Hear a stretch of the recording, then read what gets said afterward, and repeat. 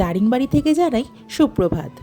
দারিংবাড়ি ওড়িশার কাঁধমাল জেলায় অবস্থিত একটি মনোরম শৈল শহর, যা ওড়িশার কাশ্মীর নামেও পরিচিত। এর পাইন বন, কফি বাগান, জলপ্রপাত এবং কুয়াশাচ্ছন্ন পরিবেশ প্রকৃতিপ্রেমী ও অ্যাডভেঞ্চার প্রেমীদের জন্য দারুণ আকর্ষণীয়।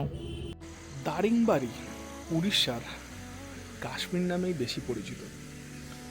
আর এই দারিংবাড়ির একটা অন্যতম সেরা গুগলের বেস্ট রিভিউওয়ালা রিসর্ট ইউটোপিয়া। দুদিনের জন্য আমাদের পরিবারের ছুটি কাটানোর জন্য ঠিকানা এই দারিংবাড়ির ইউটোপিয়া রিসর্টে। ব্রহ্মপুর স্টেশন থেকে মাত্র 126 কিলোমিটার দূরে অবস্থিত এই দারিংবাড়ির ইউটোপিয়া রিসর্টে আমরা দুদিন কাটিয়েছিলাম। ইউটোপিয়া রিসর্টেরই সব রকম তথ্য নিয়ে থাকছে আজকের ভিডিও। চলুন তাহলে শুরু করা যাক। ব্রহ্মপুর স্টেশনে নেমে ইউটোপিয়া রিসর্টে পৌঁছাতে অনেকটা লেট হয়ে গিয়েছিল। সন্ধ্যা হয়ে গিয়েছিল এখানে পৌঁছাতে। রিসেপশন এরিয়াটা মোটামুটি বড়, সোফা রাখা আছে, তার ফলে আপনি আর্লি চেক ইন করুন বা লেট চেক আউট, এখানে কিন্তু বসে সময় কাটাতে পারবেন। চেক ইন ফর্মালিটি করে আমরা চললাম আমাদের রুমের দিকে।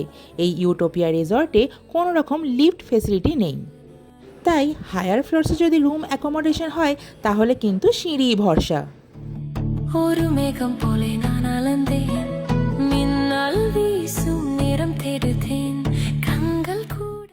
সেকেন্ড ফ্লোরে উঠতে উঠতে পা ব্যথা হয়ে গেলেও এই ভিউ কিন্তু মন আর পায়ের ব্যথা দুটোই ঠিক করে দিয়েছিল। চলুন এবার আপনাদের আমাদের রুমটা দেখিয়ে দিই। আমরা family executive mountain view AC room book করেছিলাম। রুমে ঢোকার সাথে সাথেই সামনেই একটি ডাবল বেড এবং তার পাশে রাখা টি ও কফি কিট, কফি মাগ, গ্লাস ও কমপ্লিমেন্টারি আরও ওয়াটার, সাথে ইলেকট্রিক কেটেলও। তার পাশে একটি বিরাট বড় ওয়ার্ড্রপ এবং টিভি ও টিভি ক্যাবিনেট। রুমে দুটো উডেন সোফার সাথে ছিল একটি উডেন টি টেবিল। তার ঠিক সামনেই হচ্ছে আরও একটি ডাবল বেড। আর রুমটাও কিন্তু দারুণ স্পেশিয়াস। তবে রুমটিতে বাথরুম কিন্তু একটাই। বাথরুমটাও কিন্তু বেশ পরিষ্কার পরিচ্ছন্ন।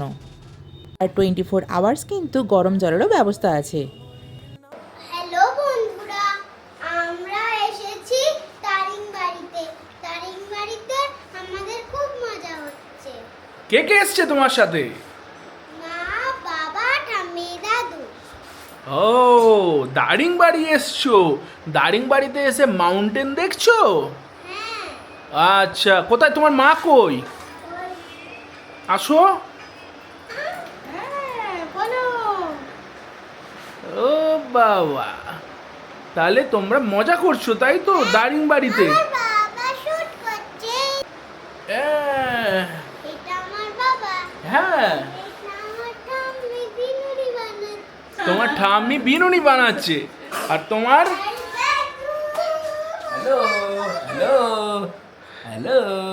এই সাবাস। দেখুন আপনারা, এখানে বাইরেও দাঁড়ান। ও বাবা, কিন্তু এখন তো অন্ধকার, এখন তো দেখা যাবে না। কাল সকালে আমরা আমাদের বন্ধুদেরকে দেখাবো। ওকে। যেহেতু আমাদের চেক ইন করতে করতে সন্ধ্যা হয়ে গিয়েছিল, তাই ঝটপট আমরা ফ্রেশ হয়ে চলে গিয়েছিলাম এখানকার রেস্টুরেন্টে ডিনার করব বলে। ডিনারে আমরা খুব হালকা খাবার নিয়েছিলাম রুটি, মিক্স ভেজ, চিকেন কারি, ভাত এবং ফিশ ফ্রাই। এখানে ফিশ ফ্রাই কিন্তু মাস্ট ট্রাই। মাছের ছোট ছোট পিসকে হালকা ব্যাটারে ভেজে দেওয়া হয়, যেটা খেতে অত্যন্ত সুস্বাদু লাগে।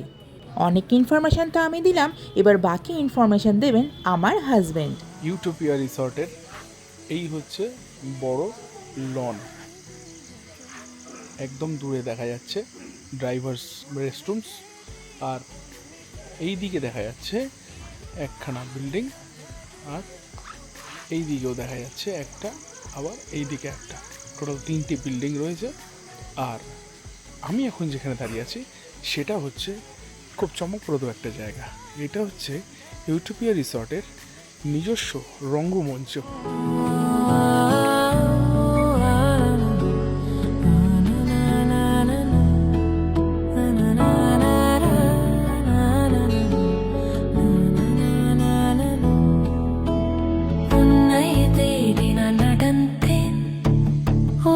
மேகம் போலே நான் அளந்தேன் மின்னல் வீசும் நிறம் தேடுதேன் கண்கள் கூட தொலைவிலே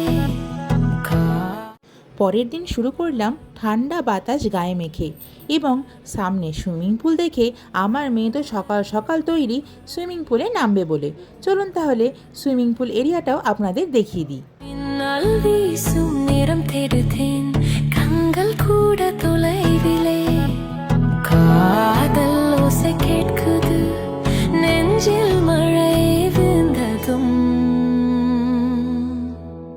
உன்னை தேடி என் வானம் திறந்தது உன்னை தேடி என் உயிரும் சிறந்தது உன்னை தேடி என் வானம் திறந்தது உன்னை தேடி என் உயிரும் சிறந்தது